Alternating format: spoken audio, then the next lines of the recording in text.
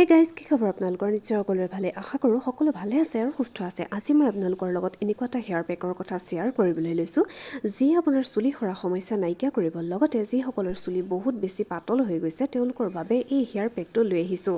আৰু এতিয়া চাওঁ হওকচোন এই হেয়াৰ পেকটোনো কেনেকৈ বনালোঁ। তাৰ বাবে প্ৰথমে মোৰ চুলিৰ লেন্থ অনুযায়ী মই মেথি লৈছোঁ। মেথি আমাৰ চুলিৰ বাবে কিমান ভাল সকলোৱে জানেই।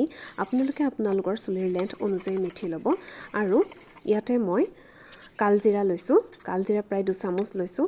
আৰু মেথি আৰু কালজিৰাখিনি মই গোটেই ৰাতিৰ বাবে তিয়াই ৰাখিম। এনেকৈ এই হেয়াৰ পেকটো আপোনালোকে এবাৰ ব্যৱহাৰ কৰি চাব, খুব এটা ধুনীয়া সুফল পাব। আৰু এতিয়া মই এখন ঢাকনিৰে ঢাকি ৰাখিম গোটেই ৰাতিৰ বাবে। আৰু চাওকচোন পাছৰ দিনা কি এটা ধুনীয়া ৰং হৈছে মেথিখিনি। আৰু ইয়াতে এতিয়া মই আৰু কেইটামান ইনগ্ৰেডিয়েণ্ট মিক্স কৰিম, আৰু সেইটো হৈছে পিঁয়াজ। পিঁয়াজ আমাৰ চুলিৰ বাবে কিমান ভাল সকলোৱে জানেই। চুলি সৰা সমস্যা নাইকিয়া কৰে, লগতে নতুন চুলি গজাতো সহায় কৰে। আৰু পিঁয়াজটো মই এনেকৈ সৰু সৰুকৈ কাটি ল'লোঁ। আৰু মেথি আৰু কালজিৰাখিনিৰ লগত মই এতিয়া পিঁয়াজটো মিক্স কৰি ল'ম। লোৱাৰ পাছত মই এতিয়া গোটেইখিনি ভালকৈ এটা পেষ্ট বনাই ল'ম।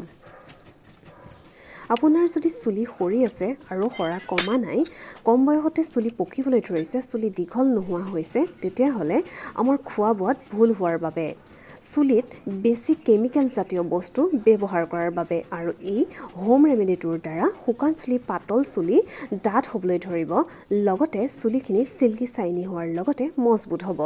আৰু এতিয়া পেষ্টটো ৰেডি হৈ গ'ল। আৰু ইয়াতে লাষ্ট এটা ইনগ্ৰেডিয়েণ্ট মই মিক্স কৰিম, আৰু সেইটো হৈছে এগ। এগ আমাৰ চুলিৰ বাবে কিমান ভাল সকলোৱে জানেই। আমাৰ চুলিখিনি বহুত বেছি চিল্কি আৰু ছফ্ট হয়। আৰু ইয়াতে মই এটা এগ মিক্স কৰিম। লোৱাৰ পাছত গোটেইখিনি এতিয়া মই ভালদৰে মিক্স কৰি ল'ম। লৈ এতিয়া মই চুলিত ভালদৰে ব্যৱহাৰ কৰিম।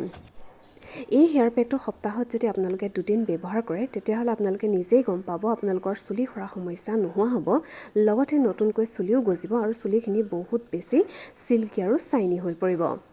আৰু মোৰ ভিডিঅ'টো যদি চাই ভাল লাগিল, তেতিয়াহ'লে এটা লাইক কৰিবলৈ নাপাহৰিব, আৰু মোৰ চেনেলটো ছাবস্ক্ৰাইব কৰি দিব, আৰু কাষতে থকা বেল আইকনটো প্ৰেছ কৰি দিব, যাতে মই এতিয়া সকলোখিনি ভিডিঅ'ৰ ন'টিফিকেশ্যন আপোনালোকে সোনকালে পায়।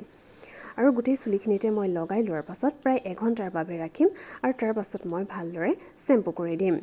চ' আপোনালোকেও এনেকৈ এবাৰ ব্যৱহাৰ কৰি চাবচোন, খুব এটা ধুনীয়া সুফল পাব।